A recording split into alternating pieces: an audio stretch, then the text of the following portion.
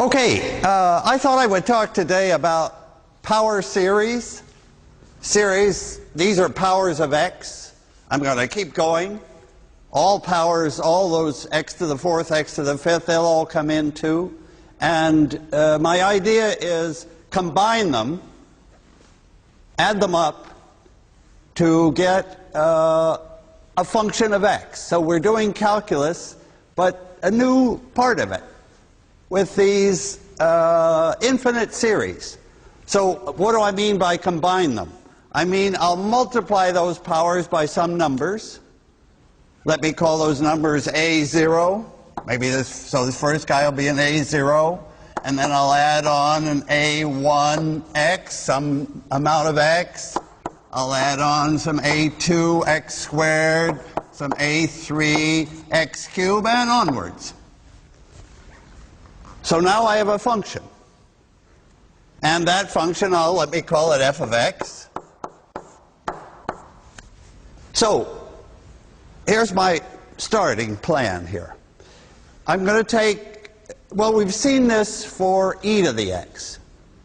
Let me remember how e to the x could come, the series for that particular function.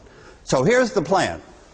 I'm going to choose those a's so as to match, let me put these words down, I'll match at x equals 0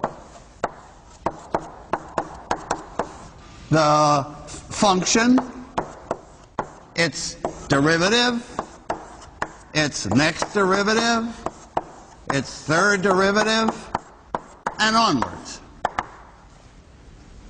Each a, like A3, will be chosen so that that right-hand side has the correct derivative, third derivative, at x equals 0. So this Taylor series, Taylor's name is associated with series like this, and I'm focusing on everything's happening at x equals 0.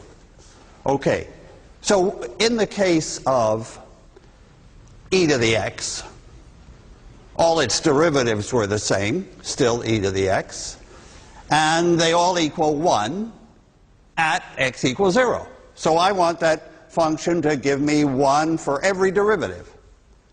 That doesn't mean that the a's should all be 1. Why not? Because when I take the derivative, for example, of this guy, that x cubed, the first derivative will be 3x squared, the next derivative 6x, the next derivative 6, that's the one I want, that third derivative, but it'll be 6, so A3 will have to be 1 over 6 to give me the correct answer, 1. Let me write those things down.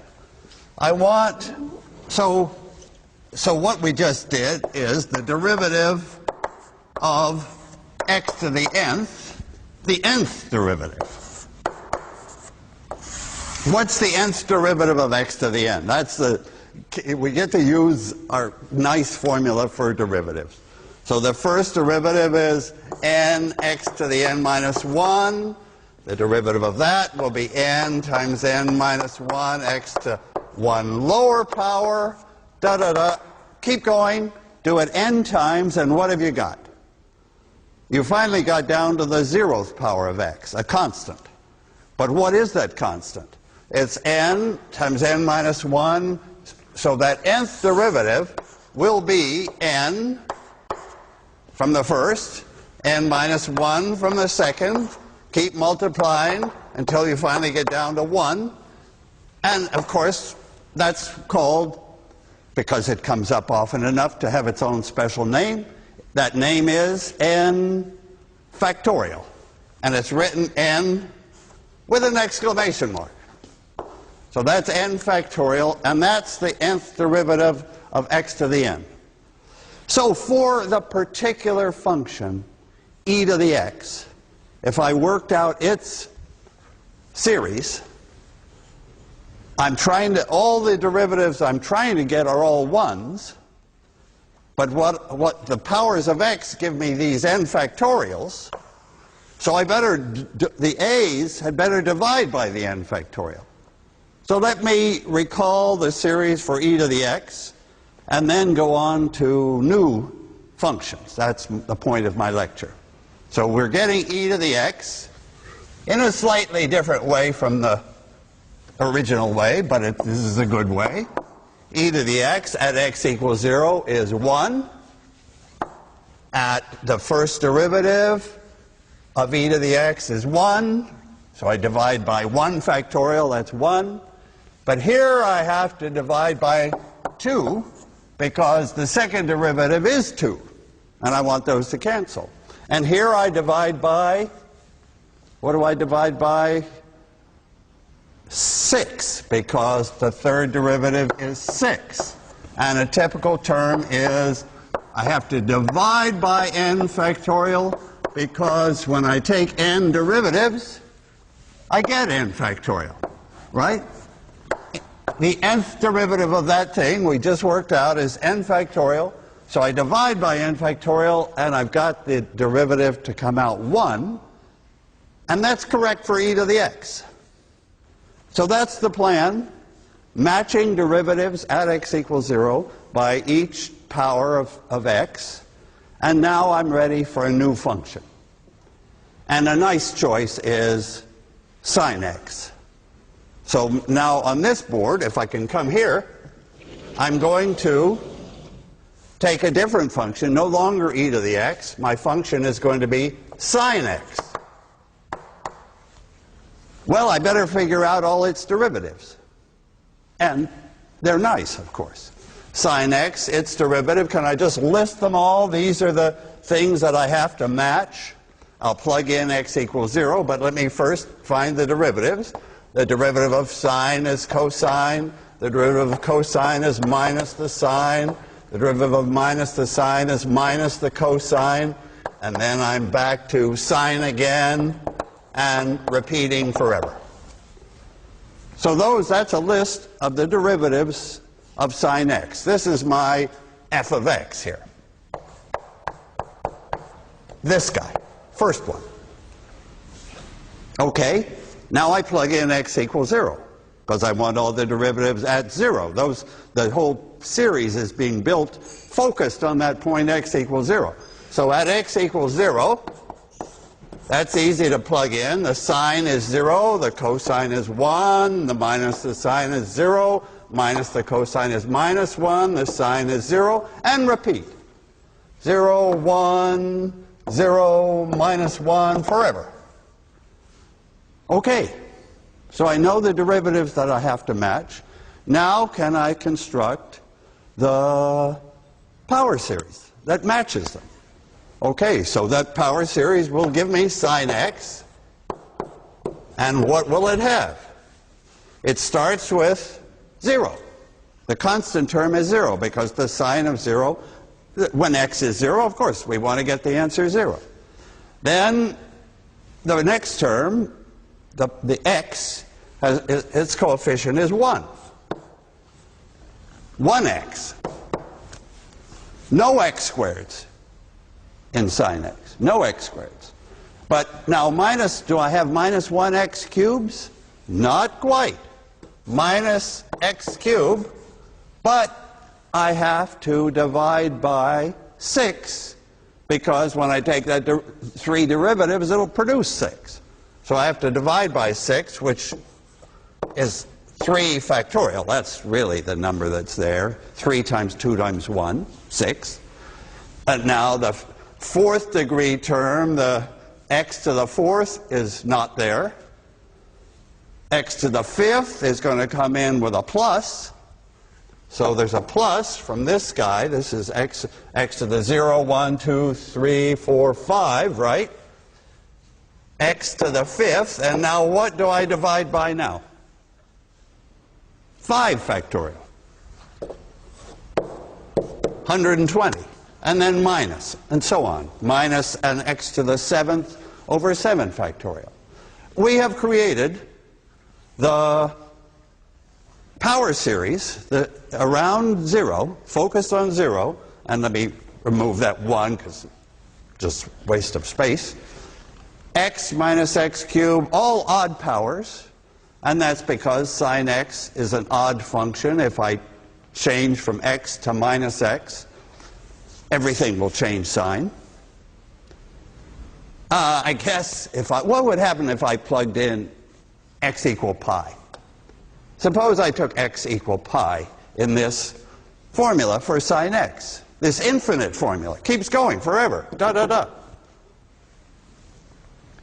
Well, I would get pi minus pi cubed over 6 plus pi to the 5th over 120. It would look ridiculous, but you and I know that the answer would have to come out, the correct sign of pi, 0. I don't plan to do it, but it has to work. Okay, so that's the sign. That's the sign. And it's an odd series. Now, okay, good example. No, its twin has got to show up here. The cosine. What's the series for the cosine? These are the two series that are worth knowing. You notice here that slope of 1, the big deal about the slope of sine x at x equals 0. The slope is 1, and that does have a slope of 1. Okay, what about the cosine? Well, now I have to plug in. All right, the cosine is going to start here, cosine minus sine minus cosine, but now my f of x is going to be cosine x.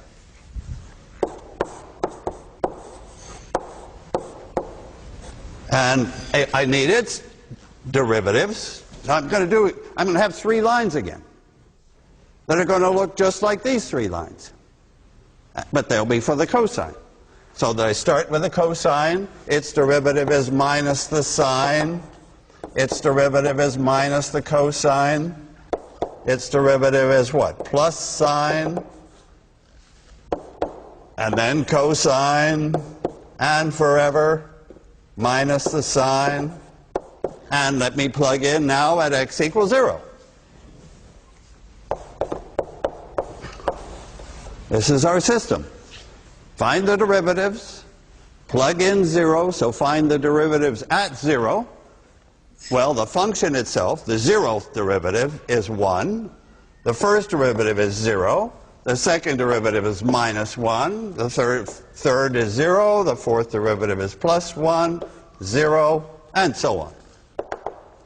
It's the same line as we have, but just starting over by 1, starting with the cosine. All right? I know what derivatives I want. Now I just have to create my series for cosine x, which matches these numbers. Okay, this is one more time. Just match those numbers with the coefficients that I originally called A0, A1, A2, A3, but now we have numbers. Okay, at x equals 0. So how does this series start? At x equals 0, the cosine of 0 is 1. It starts with a 1. That's the constant term sitting there. There's no, the coefficient of x, the linear term, is 0. Because the cosine has 0 slope at the start. Then we come to something that shows up, minus. This will be, now what are we into? This is the constant. The first power is gone. The second power, minus x squared. But you know, if I'm looking to match the second derivative, to make it be minus 1, right now it's minus 2. If differentiating would give me a 2x and a 2. So I have to divide by that 2 or 2 factorial. Now it's good.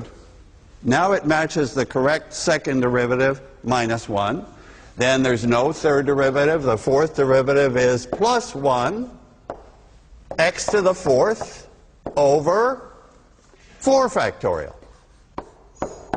And then minus and so on, x to the 6th over 6 factorial.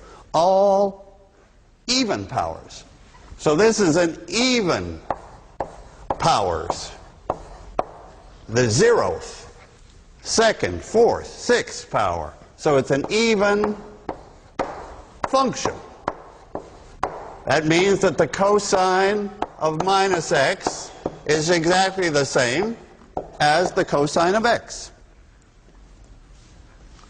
We get a nice a little insight on these two special groups for which the sine is the perfect example of an odd function, and the cosine is the perfect example of an even function. Well, there's so much here. What happens if I cut the series off? I just want to look at those first terms to see exactly what they represent. Suppose I stop here after the linear term. What do I have? What is that x just by itself? Well, it's really 0 plus x because there was a 0 from the constant term. That is the linear approximation. That gives me the equation of the tangent line. Y equal x, slope 1. More interesting, cut this one off. Cut this one off here. That's a very important estimate. It's not the exact cosine, because the exact cosine's got all these later guys. But don't forget, and I should have said this from the very beginning, these n factorials grow fast. And all the series that we're talking about, because those n factorials grow so fast and I'm dividing by them, I can take any x and I get a reasonable number. If I take x equal pi, this sine series gave me 0. What do I get if I plug in x equal pi in the cosine series? So the cosine series, if I plugged in x equal pi and had patience to go pretty far, my numbers would be getting near the cosine of pi, which would be -1. Oh, I don't see -1 coming out of, here's 1 minus a half of pi squared. That's, I don't know, that's around, half pi squared might be around 5 or something. But they knock each other off, they get very small, and we get the answer -1. Okay, so those are two important series, and now I get to tell you about Euler's great formula. Euler's great formula. It connects these three series that you've seen. But to make that connection, I have to bring in the imaginary number I. Is that okay? Just imagine a number I. Okay. And everybody knows what you're supposed to imagine. You're supposed to imagine that I squared is -1. And we all know there is no real number. The square of a real number is always going to be greater or equal 0. So let's just create a symbol I for with the rule, with the understanding that any time we see I squared, I'm entitled to write -1.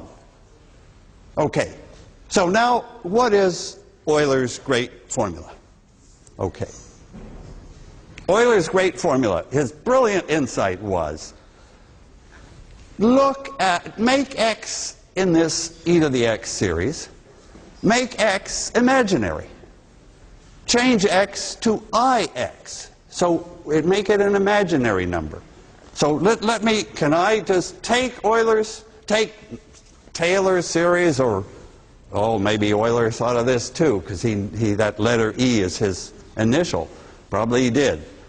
So I guess that's why he found this lovely connection. So if I take e to the ix, and instead of x in this series, I put in ix, just go for it. Let x be imaginary. Okay, can I write out the series? 1 plus, instead of x, I have ix. And then I have 1 over 2 factorial ix squared. And then I have 1 over 3 factorial ix cubes. And 1 over 4 factorial ix to the 4th. That's e to the ix. Okay, you say. You just changed x to ix. That's all I did. Now, here's the point. Now I'm going to look at this mess, and I'm going to separate out the part that is real from the part that's imaginary. I'm going to separate it into its real part and its imaginary part. So what is real in this thing? Okay, I see 1 is certainly a real number. Do you see the other one, the next one that's real? It comes from this I squared. That I squared I can replace by minus 1, perfectly real. So it's minus, from the I squared, 1 over 2 factorial x squared is still there. The I squared was minus 1, that's all. And then would come something from the I to the 4th. Because what is I to the 4th? It's I squared squared minus 1 squared. We'd be back to plus 1. So plus sign. Good. Now comes the part that has an I in it, and a single I have to live with. So that I is multiplied by x. Now I have I cubed.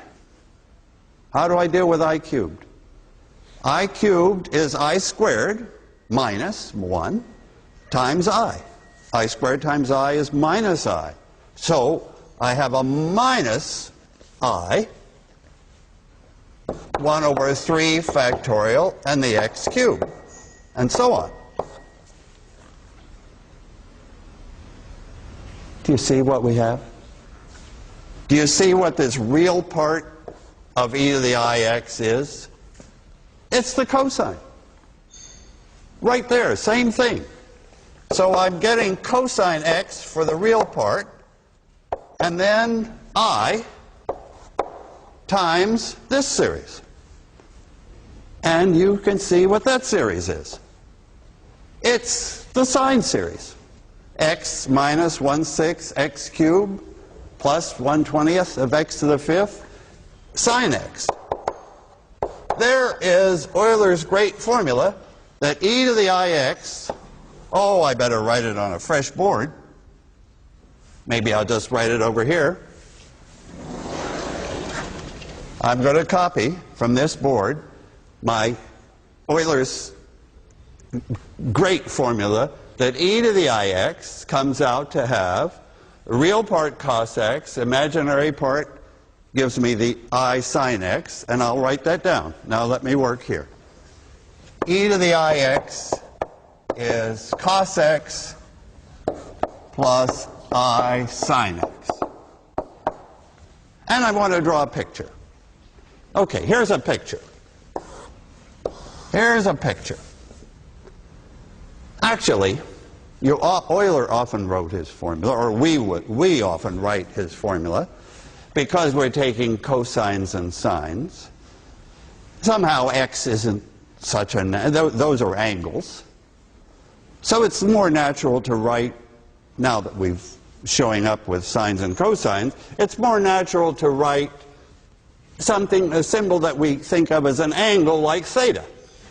So you would more often see it this way. All I did, I'm just changing letters from x to theta as a way of remembering that it's an angle. And now I'll draw it. So here's the, I have to draw that thing. Okay, this is the real direction, and that's the imaginary direction.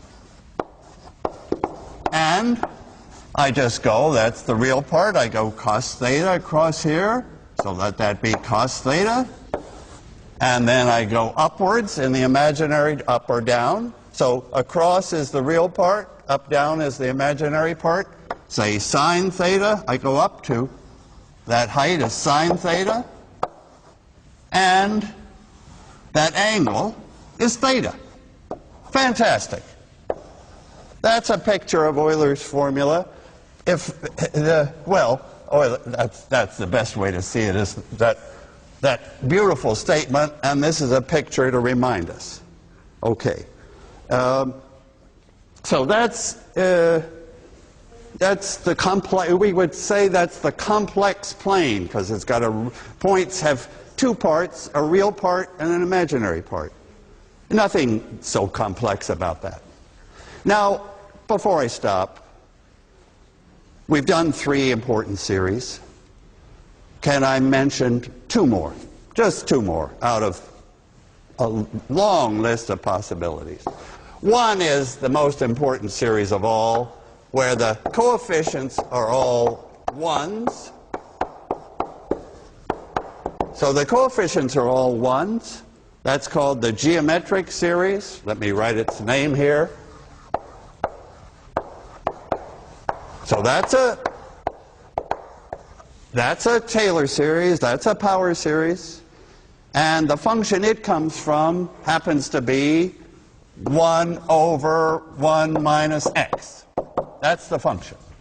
And you'll see why. If you multiply both sides by 1 minus x, I'll get 1 here, and you would, if you watch, everything will cancel except the 1. So that's it. Now, there's a significant difference between that series and e to the x. The biggest difference is we're not dividing by n factorial anymore. And as a result, these terms don't get necessarily smaller and smaller and smaller unless x is below 1. So we're okay for x below 1. And x could be negative. I can even say absolute value of x below 1. Then these terms get smaller. But at x equal 1, we're dead. At x equal 1, I have 1 plus 1 plus 1 plus 1, all 1s. I'm getting infinity. And on the left side, I'm getting infinity also. At x equal 1, blows up. Okay, one more series, then we're done. One more. It's a neat one because it brings in the logarithm. Okay, how am I going to get it? I'm going to start with this series, which is the big one, the geometric series, and I'm going to take the integral of every term. So if I integrate 1, I get x. If I integrate x, I get x squared over 2. If I integrate x squared, I get x cubed over 3, x fourth over 4, and so on. Not 3 factorial, just 3.